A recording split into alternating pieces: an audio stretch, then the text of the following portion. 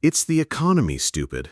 With that simple slogan, Bill Clinton, against all odds, defeated the incumbent George H.W. Bush in 1992 and became President of the United States.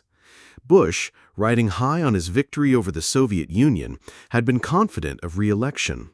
But Clinton delivered on his campaign promise. During his time in office, the U.S. economy experienced sustained high-speed growth.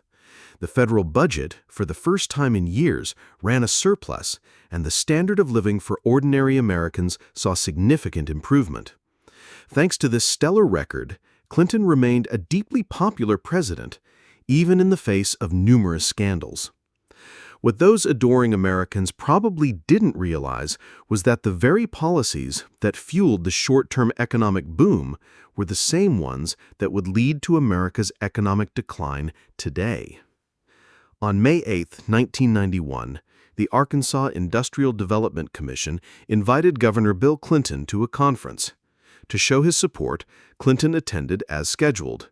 But as a man whose academic background was in political science and law, he found the dry, technical subject matter mind-numbingly boring. He started scanning the room, and his eyes landed on the commission's young and attractive secretary, Paula Jones. Clinton, a man of action, was immediately smitten. He had someone pass Jones a note with his hotel room number, telling her the governor wanted to see her. Young and naive, Jones assumed the governor had noticed her hard work and was about to offer her a major promotion. She happily went to the room. But after a few perfunctory questions about her job, Clinton steered the conversation in a decidedly inappropriate direction. Jones, trying to contain her anger, repeatedly told him she wasn't that kind of girl and tried to leave, saying she had work to do. Seeing her strong resistance, Clinton didn't press the issue. As a charismatic and successful young governor, he had no shortage of women willing to throw themselves at him. The incident should have ended there, but somehow the local tabloids got wind of it. These papers, which specialized in twisting facts to sell copies, weren't about to let a good story go to waste, especially after Clinton became president. They began to aggressively push the narrative of an affair between Clinton and Jones. By this time, Jones was a mother, and the rumors were having a devastating impact on her family. Furious, she decided to seek justice through the legal system. In 1994, Jones sued Clinton for sexual harassment, demanding an apology and compensation for the damage the rumors had caused. Initially, this wasn't a huge problem for Clinton. He could have simply paid Jones off and used his money and political influence to silence the tabloids. But for whatever reason, perhaps he thought there was no evidence after so many years, or perhaps he worried that a settlement would look like an admission of guilt, he decided to fight it to the end. Jones's lawyer, who was backed by Clinton's Republican political opponents, knew that proving the original harassment claim would be difficult, so he changed tactics. He decided to prove that Clinton had a long history of philandering, thereby establishing a pattern of behavior. While Clinton was unwilling to admit to his affairs, he had had relationships with hundreds of women since becoming governor, and not all of them were good at keeping secrets.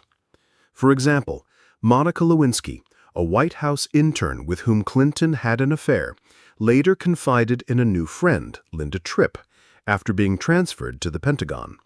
When questioned by investigators, Tripp, not wanting to risk a perjury charge, told them everything and provided tape recordings as proof. Faced with this irrefutable evidence, Clinton was finally forced to admit to his indiscretions and apologize to the nation. The Republicans, thinking they had him cornered, went on the attack. They initiated impeachment proceedings, accusing Clinton of lying under oath and obstructing justice. But, to their surprise, while the scandal was a media sensation and did turn many people against Clinton, this disapproval didn't translate into support for the Republican Party. In fact, as the media attacks on Clinton's personal life grew more intense, the Democratic Party's poll numbers actually began to climb. They ended up winning the 1998 midterm elections. With no majority in Congress, the impeachment effort fizzled out. The reason the Republicans lost an election they should have won was, in large part, because of the impeachment itself. While the American people weren't thrilled with their president's personal conduct, they were not about to get rid of a leader who was making their lives better over a private moral failing.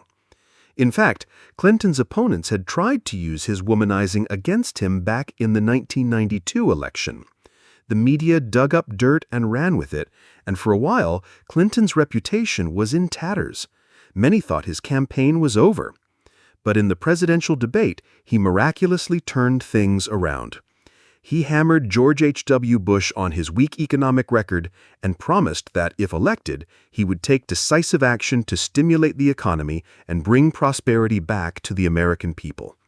Faced with this promise, and with a president who had presided over a struggling economy and offered no real plan for recovery, many voters decided to take a chance on Clinton.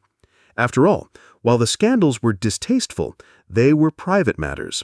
The health of their own wallets was far more important than the president's reputation. And after taking office, Clinton delivered.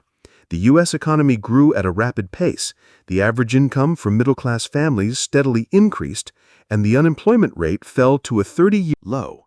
Remarkably, he achieved all this without running up the national debt.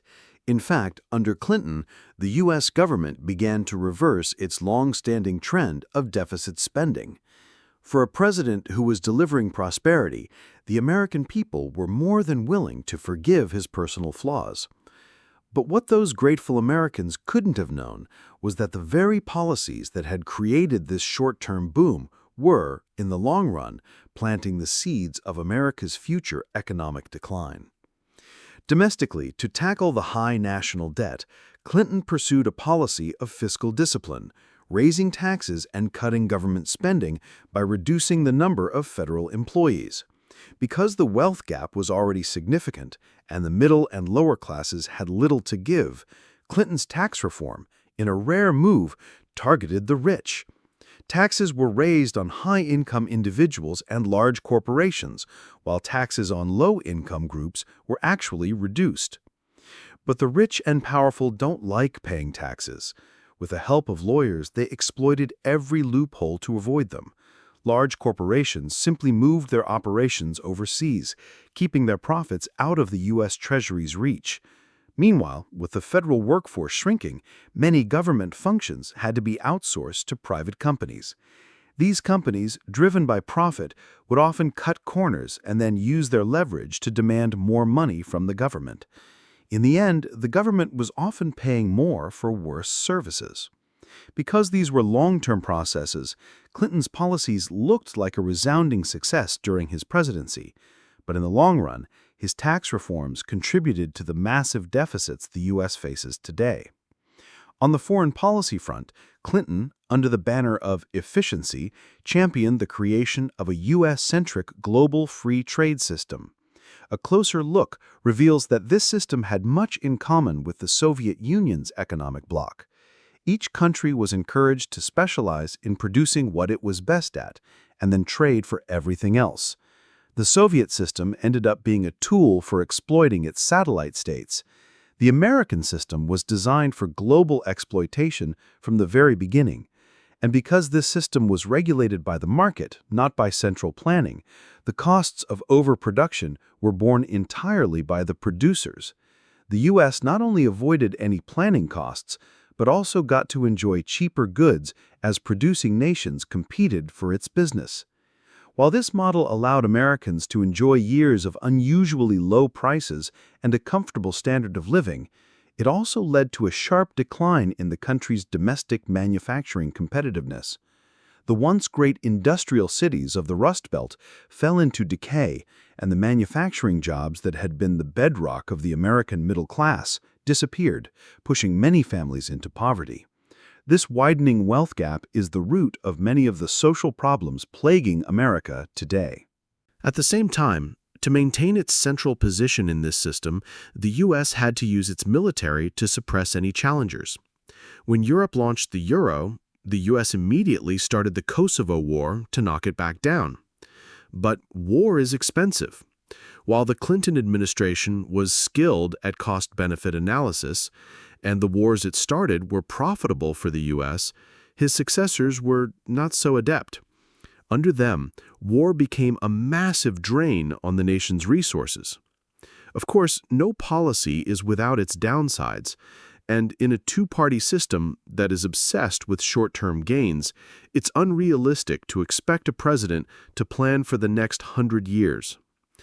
The problems that came later are, ultimately, the fault of the administrations that followed. But it was the Clinton administration's policies that laid the groundwork for many of the issues America faces today.